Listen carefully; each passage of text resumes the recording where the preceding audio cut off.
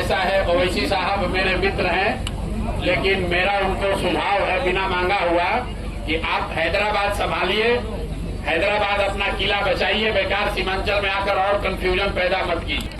अगर आप हैदराबाद अपना संभाल लिए होते, अगर तेलंगाना में मुसलमानों का भला कर दिए होते तो यही बढ़िया होता। जो टिकट लेने जा रहा है उससे 1 करोड़ 2 करोड़ रुपया ले रहा है और कहता है कि हेलीकॉप्टर के खर्चा के लिए पैसा लिए हैं, और हम अपना पैसा साधन लगाकर यहाँ ये व्यवस्था बना रहे हैं कि गरीब से गरीब आदमी भी अगर चुनाव लड़ना चाहता है, राजनीति करना चाहता है, तो जहाँ तक हो सके उसकी मदद की जा सके।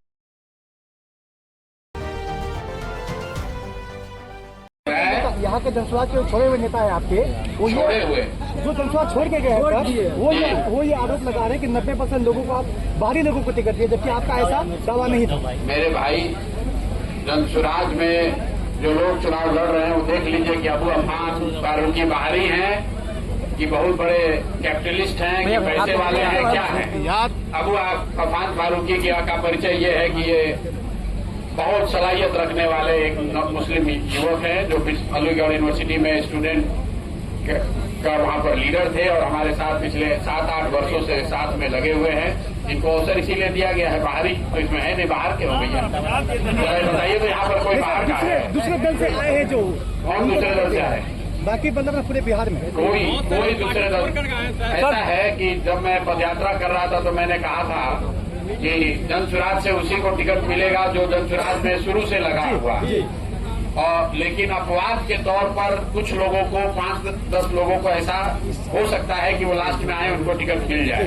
तो 243 लोग जिनको टिकट दिया गया है उसमें मेरी यादाश्त अगर ठीक है तो 12 या 13 लोग ऐसे हैं जिनको कि बाहर से बुलाकर टिकट दिया गया है, लेकिन बाकी के 230 लोग, करीब 230 लोग वही हैं जिन्होंने जनसुराज के इस विचार को घर घर पहुंचाने में कंधा लगाया है, और उस 230 में से भी 200 से ज्यादा लोग ऐसे हैं जिन्होंने जीवन में कभी चुनाव नहीं लड़ा है। पहली बार जनसुराज अपने संसाधन से अपना सिर्फ उनको टिकट नहीं दिया है, अपना संसाधन लगाकर उनको आगे बढ़ाने का काम जनसुराज ने किया। और ऐसे ऐसे लोग जनसुराज में चुनाव लड़ रहे हैं जो दूसरे दलों से मुखिया का चुनाव भी लड़ने की उनकी स्थिति नहीं है। सर, ओवैसी कह रहे हैं कि सीमांचल की ज्यादा सीटें हम जीतेंगे और 3rd फ्रंट बनेंगे बिहार में। भैया ऐसा है, ओवैसी साहब मेरे मित्र हैं, लेकिन मेरा उनको सुझाव है बिना मांगा हुआ कि आप हैदराबाद संभालिए, हैदराबाद अपना किला बचाइए, बेकार सीमांचल में आकर और कंफ्यूजन पैदा मत कीजिए।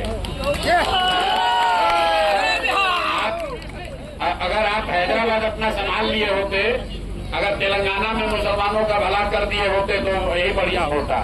बंगाल में चुनाव हो रहा था तो यहाँ पर ISF के लोग और ओवैसी साहब आए थे, लेकिन सारे मुसलमानों ने कहा नहीं भाई, हम लोग को TMC पर भरोसा है, हम लोग को भाजपा से लड़ाई, हम लोग को इस सब चक्कर में नहीं पड़ना है।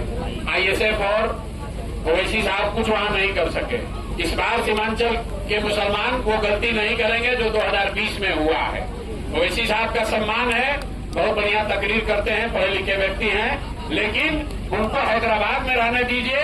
सीमांचल के नेता, सीमांचल के रहनुमा जो जिनको रहनुमाई करनी है वो सीमांचल का बेटा होना चाहिए।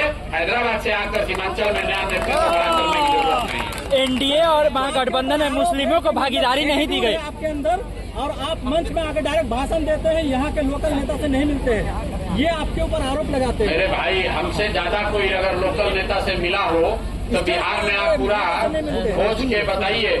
2.5 बरस बिना घर गए, बिना गाड़ी पर पैर रखे 2.5 बरस मैंने 5,500 गांव में पैदल यात्रा की, पैदल घर नहीं गए, गाड़ी पर नहीं बैठे, 2.5 बरस पैदल घर घर गए इस चीज को खड़ा करने के लिए। तो आपको उसमें अगर एटीट्यूड दिख रहा है, यहाँ दूसरा सब नेता आएगा हेलीकॉप्टर से, हम गाड़ी से चलते हैं और हमारे पार्टी के साथी भी गाड़ी से चलते हैं जो जनसुराज देता है, और दूसरे नेता अपने हेलीकॉप्टर पे चलता है और जो टिकट लेने जा रहा है उससे 1 करोड़ 2 करोड़ रुपया ले रहा है और कहता है कि हेलीकॉप्टर के खर्चा के लिए पैसा लिए हैं, और हम अपना पैसा साधन लगाकर यहाँ ये व्यवस्था बना रहे हैं कि गरीब से गरीब आदमी भी अगर चुनाव लड़ना चाहता है, राजनीति करना चाहता है, तो जहाँ तक हो सके उसकी मदद की जा सके। NDA और महागठबंधन में मुस्लिमों को भागीदारी नहीं दी गई, उस हिसाब से जिस हिसाब से संख्या है भाई, मुसलमानों को भागीदारी इसलिए नहीं दी जाती है कि मुसलमानों को भागीदारी से ज्यादा भाजपा का डर सता रहा।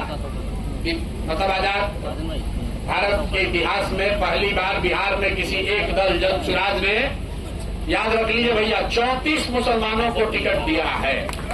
लेकिन और यही नहीं, ताली इस पर मत बजाइए, हमने घोषणा ये की थी कि जहां से सीमांचल को छोड़कर हमने पूरे बिहार में जहां कहीं भी मुस्लिम विधायक हैं या कोई मुस्लिम प्रत्याशी है, वहां पर जन सुराज मुस्लिम विधायक प्रत्याशी नहीं देगा।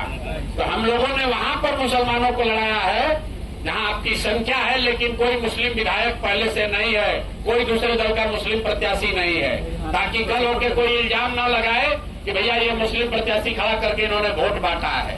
और इसके बावजूद टोटल 34 मुस्लिम साथी चुनाव लड़ रहे हैं जन सुराज के टिकट पर। आज तक कोई एक दल ऐसा नहीं हुआ जिसने 34 मुसलमानों को टिकट दिया हो। लेकिन यहाँ पर जो हमारे विरोधी होगा कोई तो कहेगा 34 को इसलिए दिए हैं कि हम लोग का वोट काटना चाहते हैं। तो मुसलमानों के साथ दिक्कत ये है कि आपको पूछे तो दिक्कत, आपको न पूछे तो दिक्कत। आपको टिकट दिया तो कह रहा इतना टिकट दिया, जरूर कोई न कोई पीछे बात होगा, हम लोग का वोट काटना चाहते हैं। अगर टिकट न दें तो वही मुसलमान कहेगा हम लोग भैया क्या करें, आप भी तो बड़ा बड़ा बात करते थे, लेकिन आप भी तो हम लोग को हिस्सेदारी नहीं दिए। तो मेरे भाई, ये आपका शक हम पर नहीं है, ये आपका शक अपने आप पर है। पिछले 25-30 साल में मुसलमानों को भाजपा का डर दिखा दिखा कर इतना डरा दिया गया है कि आपको जो आदमी आता है उस पर आपको शक ही होता है। आपको अपने आप पर भी शक होता है। जहां आपकी 90,000 1 लाख आबादी है, वहां चुनाव लड़ने जीतने में भी आपको शक होता है।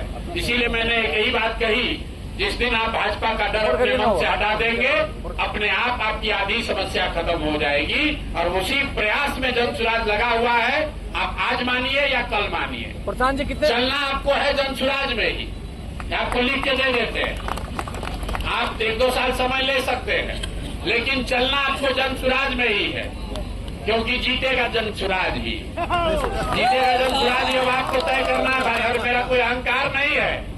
हमने आपको पहले कहा कि पैगंबर साहब ने क्या बताया है कि ईमानदारी से किया गया जद्दोजहद कभी बेकार नहीं जा सकता है। हम लोग ईमानदारी से प्रयास कर रहे हैं, जीतेगा जन सुराज ही आपको तय करना है। आप अभी कंधा लगाइएगा तो जरूर हमारी लड़ाई थोड़ी आसान हो जाएगी। लेकिन अगर आपने कंधा नहीं भी लगाया, हम पर भरोसा नहीं भी किया, तो भी आपसे कोई शिकवा शिकायत नहीं है। बिहार जीतने के बाद फिर से आएंगे, लेकिन जब अगली बार आएंगे तो आपसे हरजाना भी वसूलेंगे। हम शाकाहारी आदमी हैं, जीत कर आएंगे तो आपसे जीत का सेवई भी खाएंगे और आपका हाथ पकड़कर फिर साथ में चला जाएंगे। प्रधान जी